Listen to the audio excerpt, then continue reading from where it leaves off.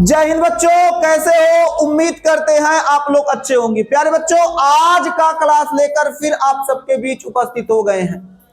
आज के क्लास में हम लोग क्या अध्ययन करने वाले हैं? तो मेरे देश के नौजवान, आज के क्लास में हम लोग अध्ययन करेंगे जो वृषण होता है। जो वृषण होता है जिस थैले में पाया जाता है, थैले का नाम वृषण कोश, यानी वृषण कोश का ताप क्या होने वाला है, किस प्रकार से ताप को नियंत्रण किया जाता है, आज के क्लास में पढ़ेंगे। ए व्हाइट बोर्ड देखकर ये ना घबराइएगा कि व्हाइट बोर्ड का मास्टर क्या पढ़ाएगा। मां कसम, इदिहाती मास्टर आपको व्हाइट बोर्ड पे बहुत ही खूंखार, खतरनाक, जिंदाबाद पढ़ाने वाला है। क्लास के अंत तक बने रहिएगा। प्यारे बच्चों, पिछले क्लास में आपको बताया गया था, पिछले क्लास में आपको क्या बताया गया था? जो वृषण कोश होता है उसमें किस प्रकार से वृषण व्यवस्थित होता है। पिछले क्लास में आपको यही बताया गया था, जो वृषण कोश होता है उसमें वृषण किस प्रकार से व्यवस्थित होता है। ऊपर स्पर्मेटिक कॉर्ड होता है, नीचे गुबर्नाकुलम उसको खींच के पकड़ के रखता है, जिससे वृषण इधर उधर नहीं भाग पाता। यही बताया गया था। बच्चा, आज के क्लास में हम लोग पढ़ेंगे ताप नियमन। ताप नियमन कहेंगे मास्टर, ये क्या है बच्चा? मतलब इसके अंतर्गत देखेंगे जो वृषण कोश होता है, जो वृषण कोश होता है, इस वृषण कोश में जो टेस्टिस पाया जाएगा, टेस्टिस बोले तो वृषण, इसको हम लोग लेफ्ट टेस्टिस कहते हैं, इसको हम लोग राइट टेस्टिस कहेंगे। जो वृषण कोश होगा, स्क्रोटम बोलते हैं बच्चा। ये जो स्क्रोटम होगा, ये जो वृषण कोश होगा, इस वृषण कोश में ये जो लेफ्ट टेस्टिस, राइट टेस्टिस, बायां वृषण, दायां वृषण पाया जाएगा। इसका ताप जो होता है, टेम्परेचर जो होता है, उसको मैनेज कैसे किया जाता है, मैनेज कैसे किया जाता है। मैथ वाले बच्चे देखिए, सर जी बुला रहे हैं, हम लोग इसमें सीखेंगे। देखिए बच्चा, सबसे पहली बात याद रखिएगा, जो ताप होता है, मार्कर ले ले बच्चा, जो ताप होता है मेरे देश के नौजवान, जो ताप होता है, जो टेम्परेचर होता है, वृषण कोश का टेम्परेचर बच्चा लगभग 34 डिग्री सेल्सियस होता है। कितना बच्चा? लगभग 34 डिग्री सेल्सियस होता है वृषण कोश का ताप। कहेंगे हाँ मास्टर, ये तो पिछले क्लास में बता दिए थे। बिल्कुल, इसके टेम्परेचर को, किसके? वृषण कोश के टेम्परेचर, वृषण कोश के टेम्परेचर को नियंत्रण बच्चा दो पेशियां करती हैं। पहली पेशी हो जाएगी डार्टस। अब पहली कहो चाहे दूसरी कहो, कहीं किताब में दूसरा लिखा है, किसी किताब में पहला लिखा है, दूसरी कहिए या पहला कहिए। तो इसमें क्या हो जाएगा बच्चा? जो ताप का नियंत्रण होता है, जो ताप का नियंत्रण बच्चा, अभी वहां मत देखिए। जब आपसे कुछ पूछेंगे तो जब जैसे हम आपसे कुछ पूछ रहे हैं तो फिर उसका जवाब दीजिए। हम जब आपको बोर्ड पे पढ़ा रहे हैं तो बोर्ड पे देखिए, वहां नोट्स देखने की आवश्यकता है। नोट्स अगर ऐसे आप लोग करेंगे तो हम एक काम करेंगे, नोट्स को घर रखवा देंगे, आप घर पे रख के आइए, नोट्स यहां मत खोलिए। अगर नोट्स लेके आ रहे हैं फिलहाल तो कोशिश यही कीजिए कि मतलब जब आवश्यकता पड़े तभी नोट्स को खोलिए, अन्यथा नोट्स को मत खोलिए। अगर ऐसे ही नोट्स को खोलते रहेंगे तो फिर दिक्कत हो जाएगा आपके लिए। ठीक है, आइए, समझ में नहीं आएगा। हाँ, बताए रहे थे बच्चा क्या? ये जो वृषण कोश होता है, इसका ताप नियमन कैसे होता है, टेम्परेचर कंट्रोल कैसे होता है। तो इसके टेम्परेचर को दो तरीके से कंट्रोल किया जाता है। दो पेशियां होती है जो कंट्रोल करती है, नियंत्रण करती हैं। पहली पेशी का नाम क्या हो जाएगा? पहली पेशी का नाम हो जाएगा बच्चा डार्टस। डार्टस कहें चाहे क्रीमेस्टर, पहली पेशी का नाम याद कर लो, क्रीमेस्टर। क्या नाम रखेंगे? नाम रखेंगे क्या? नाम याद रखेंगे। पहली पेशी का नाम हो जाएगा क्रीमेस्टर, दूसरी पेशी का नाम हो जाएगा बच्चा डार्टस। यानी कहने का मतलब क्या है बच्चा? कहने का मतलब ये है जो पेशियां होती हैं, ये जो पेशियां होती हैं बच्चा, दो पेशियां होती हैं जो वृषण कोश के ताप का नियंत्रण करती हैं। पहली पेशी हो जाएगी क्रीमेस्टर, दूसरी पेशी हो जाएगी डार्टस। अब किस प्रकार से बच्चा, जो क्रीमेस्टर होता है कुछ उस प्रकार से ऊपर की तरफ होगा, ऐसे ऊपर की तरफ क्रीमेस्टर पेशी लगी होती है। देखो छलक के यहाँ आ गया, ठीक है। एक क्रीमेस्टर दिख रहा है सभी को, एक क्रीमेस्टर,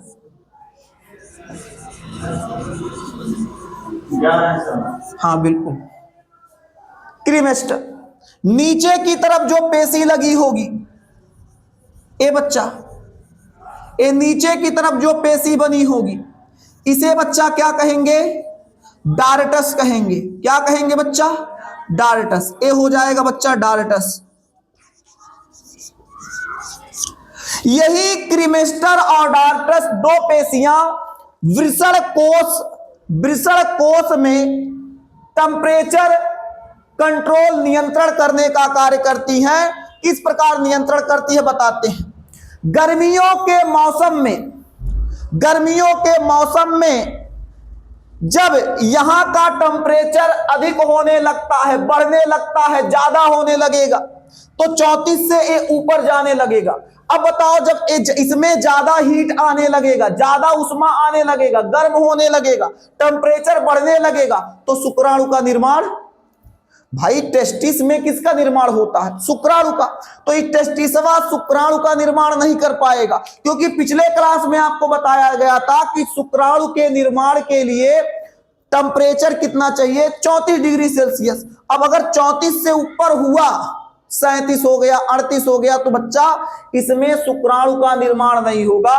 किसी तरीके से शुक्राणु निर्माण हुआ भी तो सब मरे हुए रहेंगे।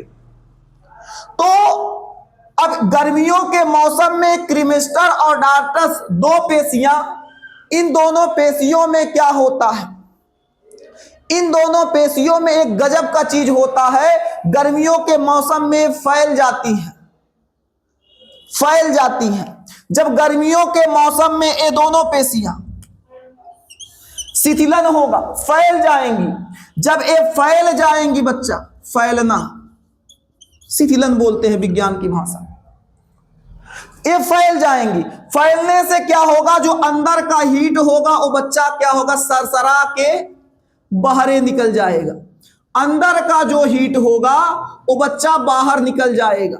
अब बताओ जब ये पेशियां फैल जाएंगी तो फैलने से क्या होगा? ये हल्का सा लटक जाता है, नीचे झुक जाता है, और जब ये नीचे झुक जाएगा तो इसमें का जो हीट होगा, क्या बच्चा? इसमें का जो हीट होगा वो क्या होगा? फैलने से सरसरा के हीटवा कुलोर से बाहर निकल जाएगा।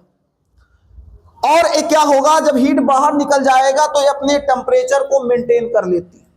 लेकिन ठंडियों के मौसम में, ठंडी बोले तो भाई देहाती मास्टर है तो सर्दी को ठंडी कह देंगे तो तुम लोग समझ जाइएगा। काहे कि अब कहेंगे मास्टर ठंडी कौन चीज होता है, तो देहाती में बाबू देखो नाम बिगाड़ने वाले देहात में पूरा PhD करके बैठे।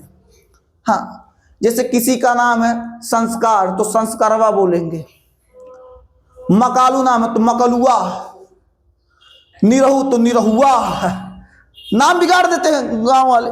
ठीक है, अब देखो दुल्हन जब आपके यहाँ जब आती है, जैसे कोई आपकी भाभी हो गई, चाची हो गई, कोई भी कहीं किसी गांव से आई है, जैसे गांव का नाम है, कौन नाम रखें, क्या नाम रखें?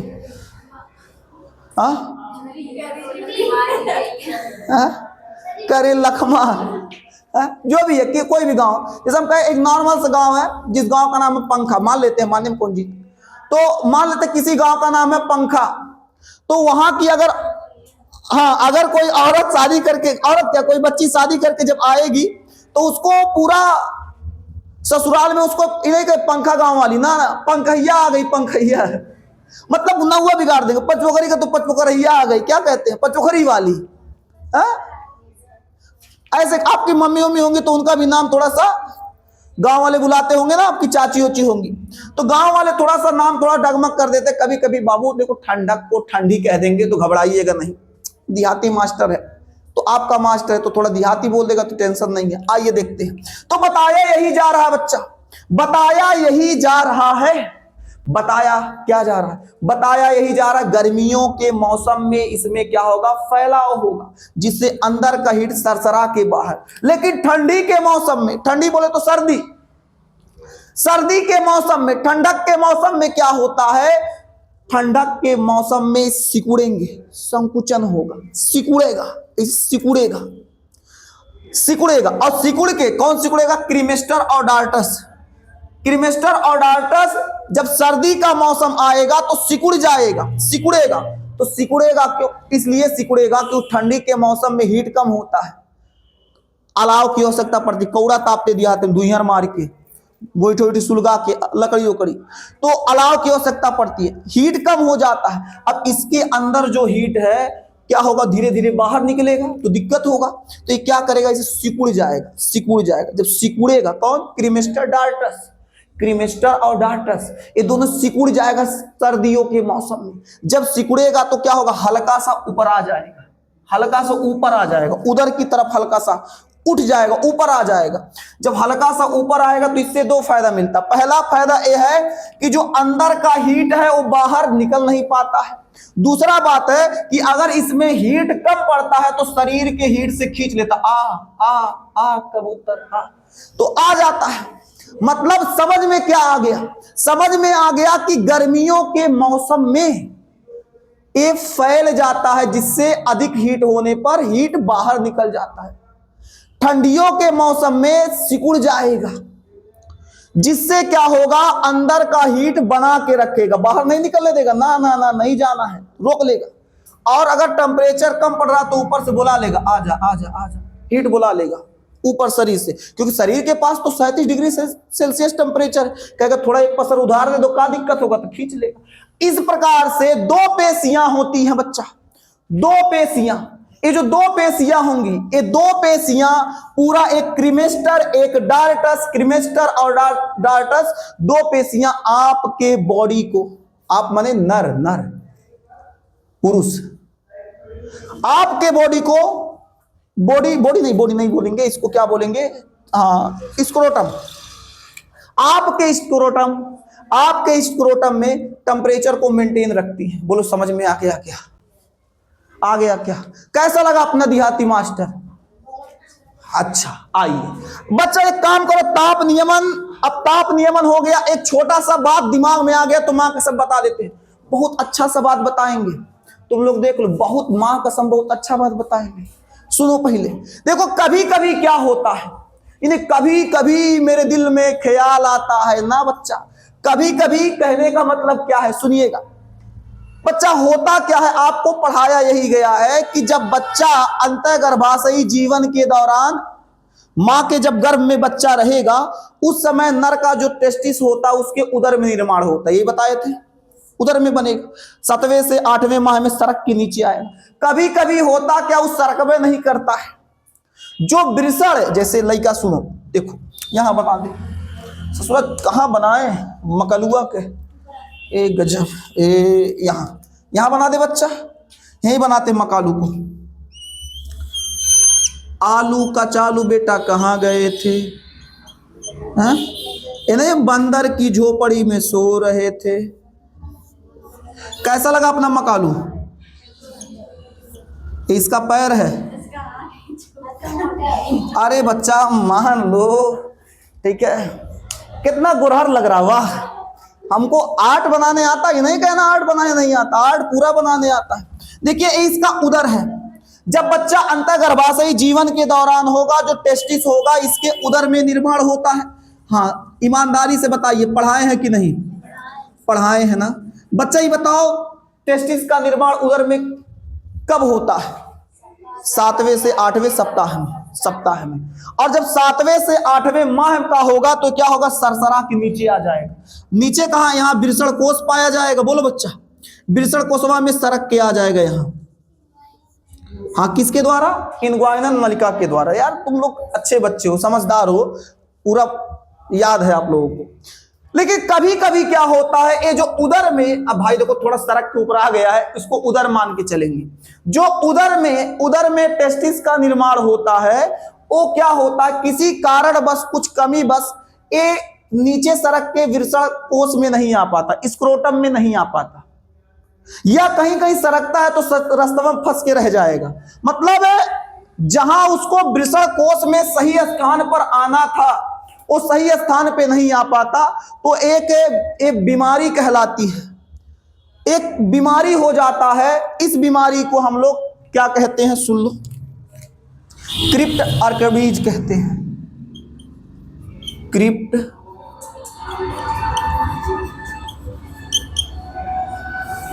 आर्किडिज्म, हाँ क्या कहते हैं, क्रिप्ट आर्किडिज्म कहते हैं। एक बीमारी होता है। ये बीमारी कब होगा बच्चा, जब ये जो टेस्टिस होगा, ये जब सड़क के वृषण कोश में अपने सही स्थान पर नहीं आ पाएगा, या फिर ये सड़क रहा था रास्ते में कहूं फंस गया, यानी जहां उसको आके सेट होना था वहां आके ये अगर सेट नहीं हो पाया, वहां नहीं रह पाया, तो ये एक विकार अर्थात बीमारी के अंतर्गत आता है। इस बीमारी को हम लोग क्या कहते हैं, क्रिप्ट आर्कडिज्म।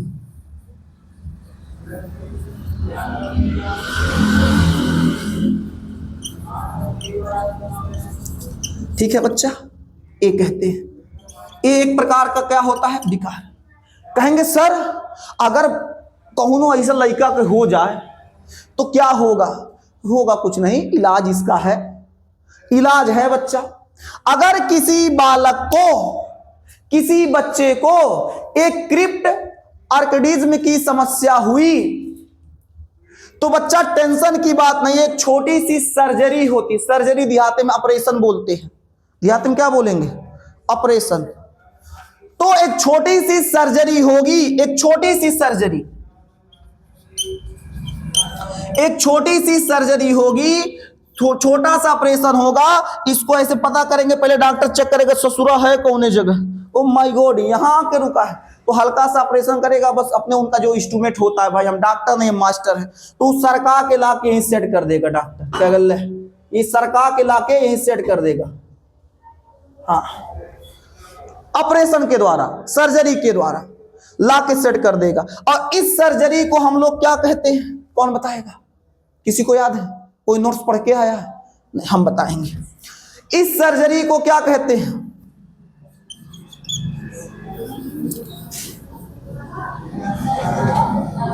आर्किडोपेक्सी।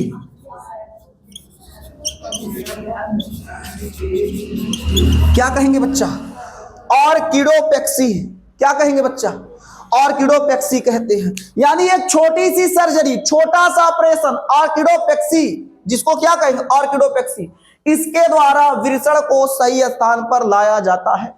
यानी आपको क्या बताया गया, अभी आपको बताया गया टेम्परेचर, ताप नियमन, और आर्किडोपेक्सी के बारे में, जो टेस्टिस अपने सही स्थान पे नहीं आता है तो सर्जरी के द्वारा लाया जाता है। क्या इतना बात समझ में आ गया, क्या कितना लोग को समझ में आ गया, हाथ ऊपर करें, आप लोग भी ऊपर कीजिए, बच्चा हम सब समझते हैं। ठीक है, आप कहेंगे सर जी वहां से कैसे देखेंगे, आप नहीं देख पाएंगे, तो ये तो बात देखो बाबू बिल्कुल सही है कि हम यहाँ से नहीं देख पाएंगे, लेकिन बच्चा आप ईमानदारी से जब पढ़ेंगे, वहां हाथ उठाएंगे तो मैसेज यहाँ आ जाएगा, अनुमान हो जाएगा कि बच्चा आप बहुत मेहनत से पढ़ रहे हैं। गुरु शिष्य का रिश्ता बेटा सबसे बेस्ट कहलाता है, याद रखिएगा, गुरु शिष्य का रिश्ता बेटा सबसे बेस्ट कहलाता है। आप नाम वहां पर लेते हैं, आवाज यहां तक आता है, आप नाम लेके देखो, पहले यहां नोट कीजिए, फिर आगे बताते हैं, ठीक है।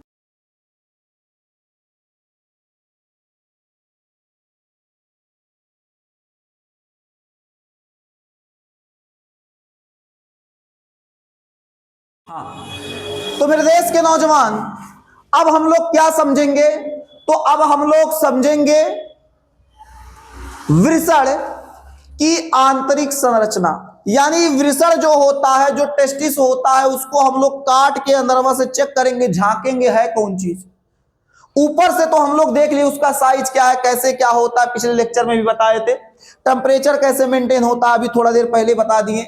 बच्चा अब हम लोग देखेंगे वृषणवा के अंदरमा कैसे दिखता है, किस जगह पर जो स्पर्म होता है, शुक्राणु होता है, किस जगह पर बनता है, अब मास्टर बताएगा।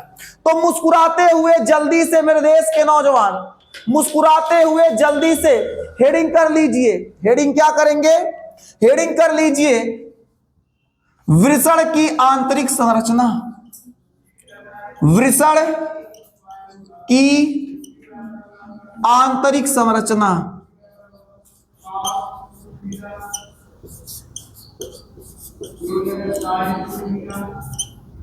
या आप वृषण की संरचना भी लिख सकते हैं, स्ट्रक्चर ऑफ टेस्टिस। ठीक है, वृषण की संरचना भी आप कह सकते हैं। आंतरिक इसलिए लिख दिए ताकि अंदर की बात है ना, बताएंगे। देखिए जो वृषण होता है किस प्रकार से बना होता है।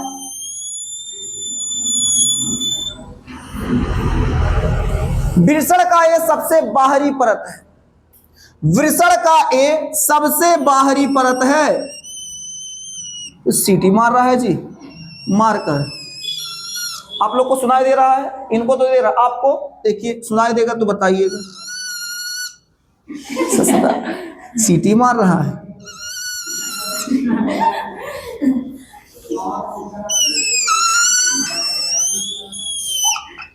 सबसे बाहरी परत को बच्चा, ये जो परत है बाहरी, इसको हम लोग कहते हैं tunica vaginalis.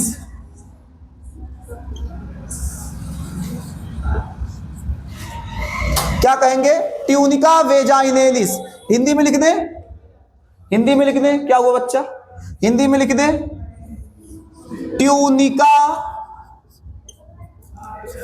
Vaginalis. Tunica vaginalis. इसके अलावा बच्चा, इसके अंदर थोड़ा झांकते, इसके अंदर जो इसका दूसरा लेयर होता है,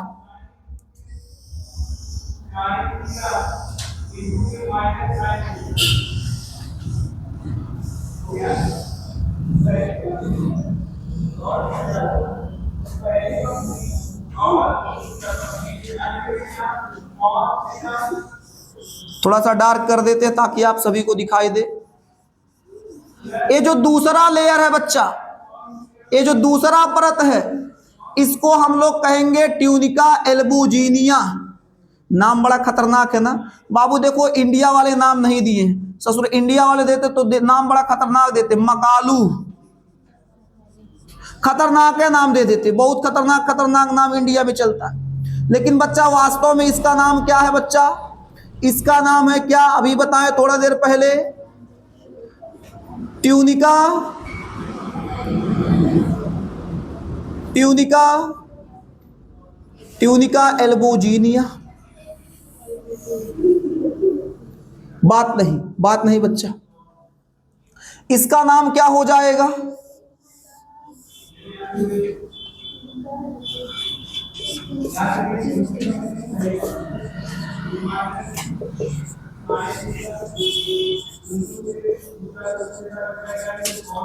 ट्यूनिका एल्बुजिनिया।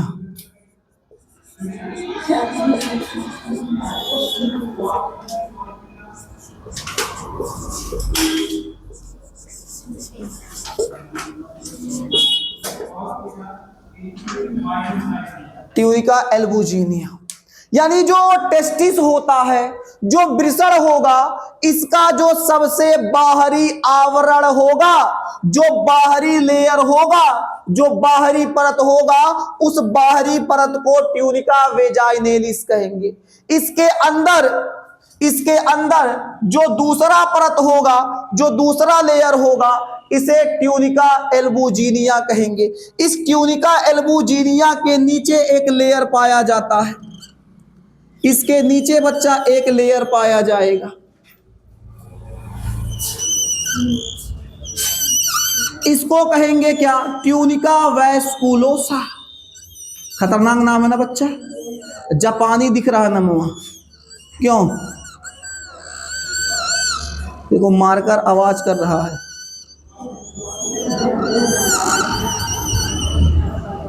नाम क्या हो जाएगा?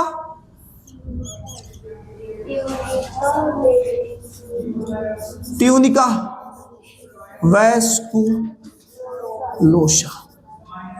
ठीक है,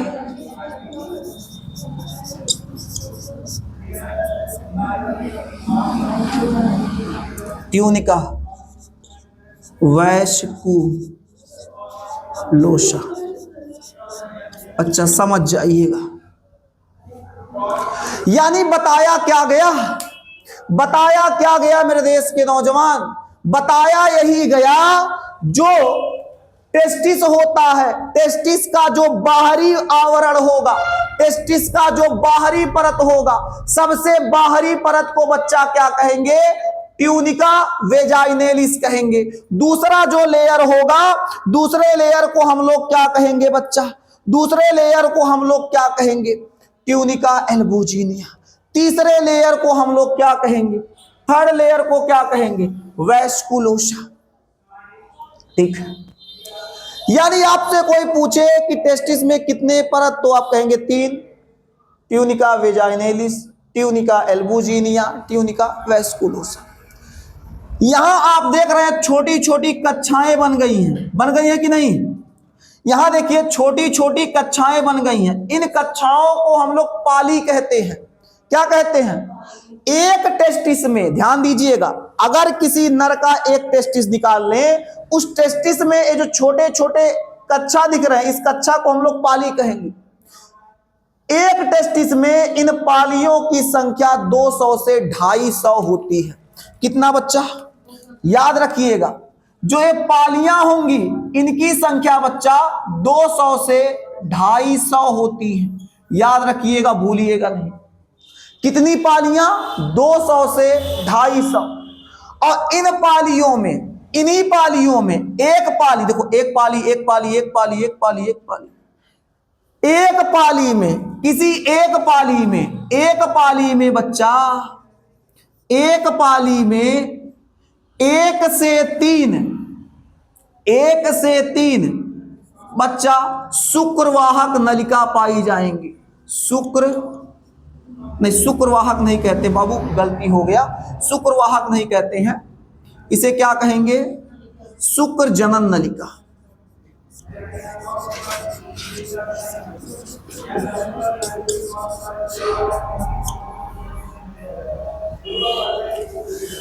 यानी बच्चा ये जो पालियां होती हैं, एक पाली में 1 से 3 शुक्र जनन नलिका पाई जाएगी, जिसको इंग्लिश में सेमिनी फेरस ट्यूबुलीज लिख दीजिए। 1 से 3 सेमिनी फेरस ट्यूबुली शुक्र जनन नलिकाएं पाई जाती हैं। तो आपसे पूछा जाए एक पाली में कितनी शुक्र जनन नलिका, आप कहेंगे सर शुक्र जनन नलिका कौन चीज है, बता दीजिए। तो बच्चा बताएंगे, थोड़ा धैर्य रखिए। ये जो पाली होती है, एक पाली में कितनी शुक्र जनन नलिका, तो 1 से लेकर 3, किसी में 1 पाई जाएगी, किसी में बच्चा 2 पाई जाएंगी, किसी में कितना पाई जाएंगी, 3 पाई जाएंगी। बच्चा देखिए, अगर समझना है तो आराम से समझना होगा, जल्दबाजी में समझेंगे तो दिक्कत हो जाएगा। तो किसी में 1, किसी में 2, किसी में 3।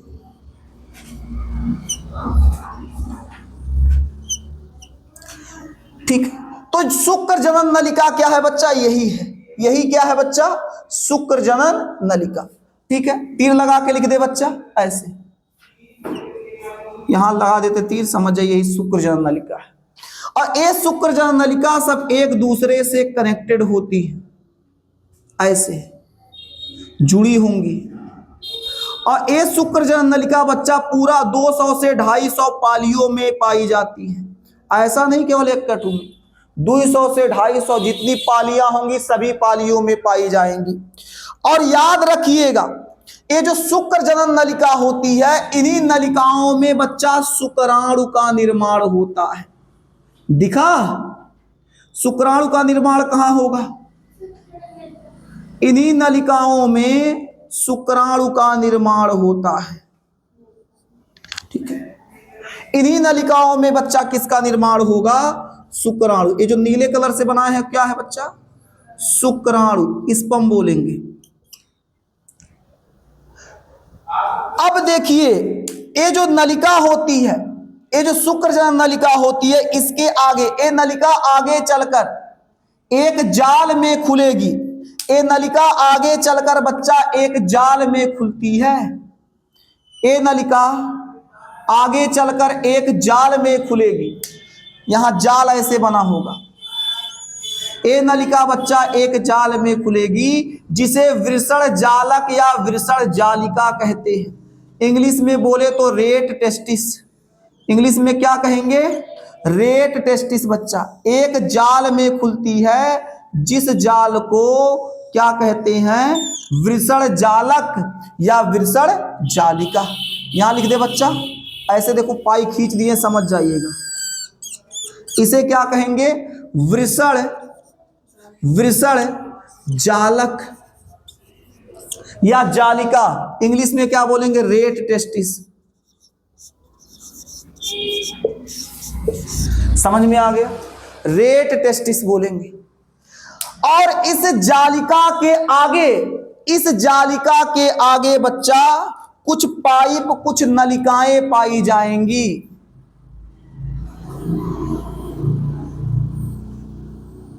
कुछ ऐसे नलिकाएं पाई जाएंगी, कुछ पाइप पाई जाएंगी, जिसे शुक्रवाहक बोलेंगे या शुक्रवाहिका।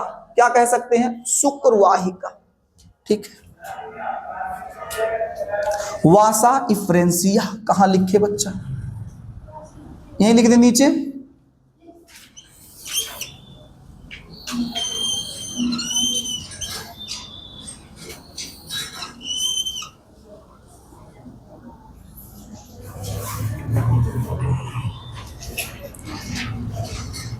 देखिए बच्चा, क्या है बच्चा? ये शुक्र वाहिकाएं। क्या है बच्चा? शुक्रवाहिकाएं। इसको हम लोग क्या कहते हैं? वासा इफ्रेंसिया कहते हैं। लिख लेंगे, याद रखिएगा, वासा इफ्रेंसिया। नीचे है, कहीं कट ना जाए। ठीक है, वासा इफ्रेंसिया। ये जो नलिका होती है बच्चा, ये जो आपकी शुक्र वाहिकाएं हैं, ये जो शुक्र वाहिकाएं हैं, इनकी संख्या बच्चा 10 से ऊपर होगी, 20 से कम होगी। देखिए, अलग अलग किताबों में अलग अलग दिया गया है। अलग अलग किताबों में अलग अलग दिया है। कहीं 16 दिया गया है, कहीं 15 दिया गया है, कहीं 17 दिया गया है, कहीं 18 दिया गया है। अलग अलग किताबों में मेरे देश के नौजवान अलग अलग दिया है। इसलिए आप याद रखेंगे, इसकी जो संख्या होती है 10 से 16 कह सकते हैं। 20 ना कह के 16 कह दीजिए। 10 से 16 के बीच होगी। याद रहेगा बच्चा? चलिए आगे बढ़ जाएं। आगे बढ़ते हैं, सुनिएगा। अब अगर हम बात करें बच्चा आगे, तो मेरे देश के नौजवान इसके आगे ये आगे जाकर एक संरचना का निर्माण करेगी, जिसे इपीडिडाइमिस क्या बोलेंगे? इपीडिडाइमिस अधिवृषण।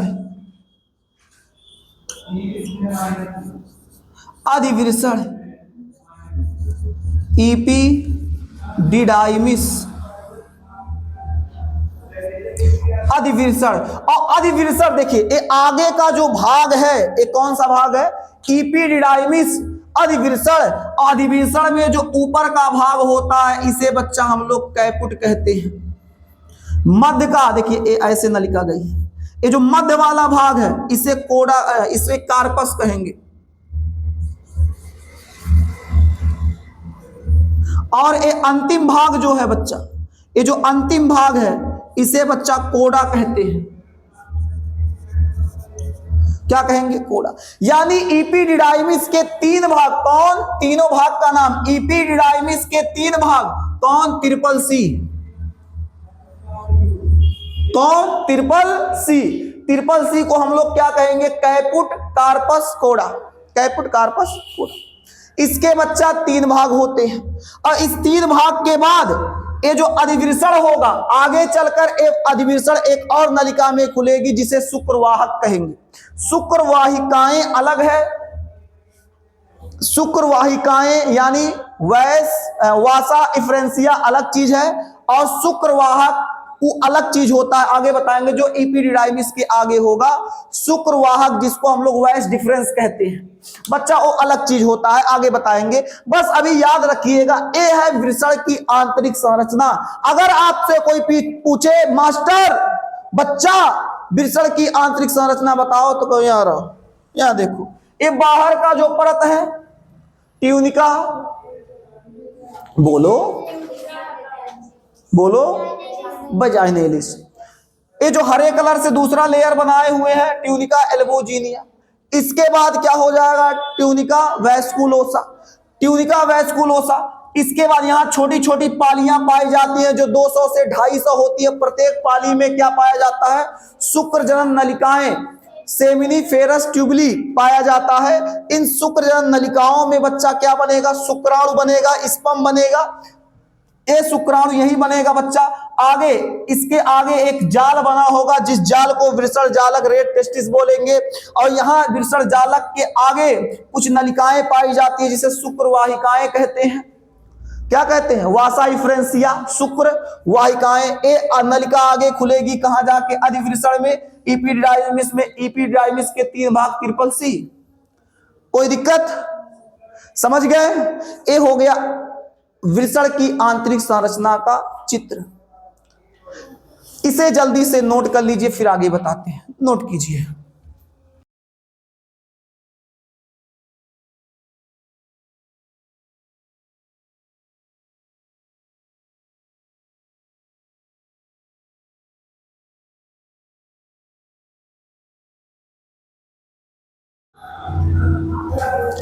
चलिए मेरे देश के नौजवान देखिए, अब बच्चे कह रहे हैं सर अब अंधेरा हो रहा है तो अभी क्लास को रोक दिया जाए। तो बिल्कुल अब कहेंगे सर हमको तो क्लास सुबह 6 बजे मिलता है, तो अंधेरा कहाँ होगा सुबह 6 बजे। तो देखिए मेरे देश के नौजवान, कहने का मतलब ये है, मेरे देश के अच्छे बच्चे, कहने का मतलब ये है कि ये क्लास रिकॉर्ड होता है, फिर उसके बाद अपलोड किया जाता है, आप तक पहुंचता है। रिकॉर्डेड क्लास है, शाम को रिकॉर्ड किया जाएगा बच्चों के साथ, फिर सुबह आपको 6 बजे मिल जाएगा। ठीक है मेरे देश के अच्छे बच्चे, आप अच्छे से पढ़िए। अगर किसी प्रकार का कोई डाउट होता है तो आप कमेंट सेशन खुला हुआ, उसमें आप कमेंट कर सकते हैं। आप कमेंट करेंगे तो आपके कमेंट को पढ़ के हम जवाब बिल्कुल देंगे। आप मेहनत से पढ़िए, अच्छे से पढ़िए, लगन से पढ़िए, ताकि आपका रिजल्ट शानदार जबरदस्त जिंदाबाद आए। अगर आप लापरवाही करेंगे, मेहनत से नहीं पढ़ेंगे, फिर आपको बच्चा समस्या होगा, फिर आपको दिक्कत होगा, आपको परेशानी होगा। आगे चल के जब परीक्षा आएगी उसी परीक्षा से आपको डर लगेगा, फिर परेशान हो जाएंगे। यूट्यूब पे जाके अलग अलग वीडियो सर्च करेंगे, फिर आप परेशान रहेंगे। ना वीडियो समझ में आएगा, ना आपको कोई टॉपिक समझ में आएगा, आप केवल परेशान रहेंगे। और ऐसी समस्या सामने ना आए मेरे देश के अच्छे बच्चे, तो बच्चा आज से, अभी से, इसी समय से पढ़ाई करना शुरू कर दीजिए। समय को बर्बाद मत कीजिए। अगर समय को बर्बाद करेंगे तो बच्चा सब कुछ बर्बाद हो जाएगा, आप कहीं के नहीं रहेंगे।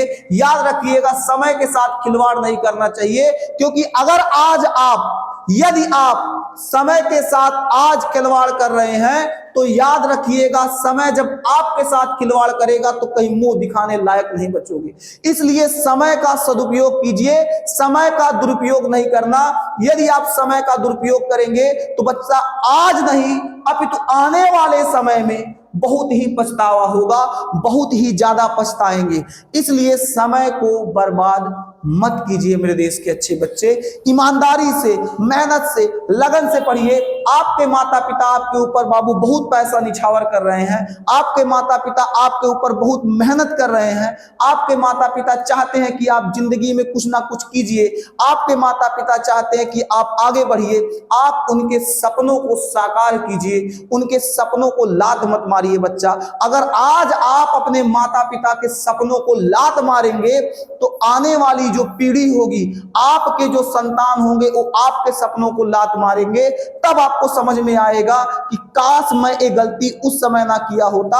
और याद रखिए बच्चा, पछतावा से फिर कुछ नहीं मिलेगा, क्योंकि समय वो जा चुका होगा। इसलिए मेरे देश के नौजवान आज अभी से मेहनत करना शुरू कीजिए, क्योंकि आपकी एक लापरवाही मारेगा, पूरा रिजल्ट खराब हो जाएगा। देखिए बच्चा, याद रखिए, दुनिया में आज की जो दुनिया है बच्चा, इतनी ज्यादा मतलबी है, वो आपके संघर्ष को नहीं देखेगी। दुनिया आपके मेहनत को नहीं देखेगी, आपका रिजल्ट देखा जाएगा। आपसे कोई ये नहीं पूछेगा कि आप कितना घंटा पढ़ रहे थे, आपसे ये नहीं पूछा जाएगा आप किस टीचर के पास कितना घंटा जाके पढ़ाई किए, आपसे ये नहीं पूछा जाएगा कि आप खाना खाकर पढ़ रहे थे, कैसे पढ़ रहे थे, कैसे नहीं पढ़ रहे थे, आप कितना घंटा नींद ले रहे थे, ये आपसे नहीं पूछा जाएगा बच्चा, आपसे केवल आपका रिजल्ट पूछा जाएगा। और याद रखिएगा, इंटरव्यू उसी का लिया जाता है, नाम उसी का होता है जिसका रिजल्ट बेहतर आता है। जब एक बच्चा फेल हो जाता तो उससे नहीं पूछा जाता तुम खाना खाए थे कि नहीं, तुम पढ़ने गए थे कि नहीं, तुम पढ़ रहे थे कि नहीं। ये लोग मान लेते हैं कि बच्चा कुछ नहीं पढ़ा है साल भर। इसलिए बच्चा, ऐसा समस्या सामने ना आए, ऐसी मुसीबत सामने ना आए, इसलिए आज से अभी से पढ़ाई कीजिए। परीक्षा आपको डरवाएगा नहीं बच्चा, परीक्षा से आपको डर नहीं लगेगा अगर आप आज से मेहनत कर दिए। यदि बच्चा आज से मेहनत नहीं किए, अभी से मेहनत नहीं किए, अगर मन में एक बैठा के रखे हैं कि 4 महीना 6 महीना साल भर पढ़ा हुआ, अरे यार आराम से पढ़ेंगे, कौन टेंशन है, देख लेंगे 2 महीना तो हम ये कर देंगे वो कर देंगे, कुछ नहीं कर पाएंगे। इसलिए बच्चा, आप वास्तव में एग्जाम में बेहतर करना चाहते हैं, एग्जाम को ओपन चैलेंज देना चाहते हैं कि पेपर तुम्हारी औकात जितना है, अपनी औकात में आके क्वेश्चन पूछ लो, अरे अपने औकात से बाहर आके क्वेश्चन पूछ लो, हम जवाब देने के लिए तैयार हैं, क्योंकि हम पूरा किताब पढ़ के बैठे हैं। तो पेपर भी आपसे डरेगा। एग्जाम हॉल में बैठेंगे तो प्रश्न पत्र जब आपके सामने आएगा तो कहेंगे बालिक हाथ जोड़ रहे, एक को क्वेश्चन छोड़ दीजिए, एक को क्वेश्चन नंबर अंतिम वाला छोड़ दीजिए, कहिएगा नहीं हम साल भर पढ़े हैं। ये आपके पास एक कॉन्फिडेंस अंदर आ जाएगा। अगर आप साल भर पढ़ाई नहीं किए हैं और एग्जाम हॉल में आप जाकर बैठ जाएंगे तो याद रखिएगा बच्चा, आपको पहला प्रश्न नहीं मारेगा, क्लीन बोल्ड हो जाएंगे। इसलिए बच्चा, हम आपसे कहते हैं पढ़ाई करो, पढ़ाई बहुत अच्छी चीज है। देखिए, पढ़ाई अगर अपने लिए नहीं कर सकते हो तो अपने माता पिता के लिए कीजिए, अपनी माँ के लिए कीजिए। वो माँ जो आपको समय से खाना बना के खिला दे रही है, वो माँ जो आपका कपड़ा प्रेस कर देती है बच्चा हमारा अच्छे से पहले, उस पिता के लिए आप पढ़ाई कीजिए जो दिन रात एक करके आपको पढ़ा रहा है, जो दूसरों का ताना सुन के, मालिक के यहाँ मजदूरी करके, मालिक का 4 बात सुन के आपको पैसा ला के दे के आपको पढ़ा रहा है। उस बाप के बारे में सोचिए। अगर आप छोटे हैं तो उस बड़े भाई के बारे में सोचिए जो आपके हित में पढ़ाई छोड़ के कमाने बाहर चला गया, उस भाई के बारे में सोचिए। अपने लिए नहीं बल्कि अपने परिवार के लिए पढ़िए। माँ कसम, रिजल्ट बहुत ही खूंखार खतरनाक जिंदाबाद आएगा। इस देहाती मास्टर पर भरोसा कीजिए, एक बार हमारी बातों पर भरोसा कीजिए, माँ कसम रिजल्ट आपका बहुत ही खतरनाक आएगा। फिर मिलेंगे आपसे अगले क्लास में, तब तक के लिए जय हिंद।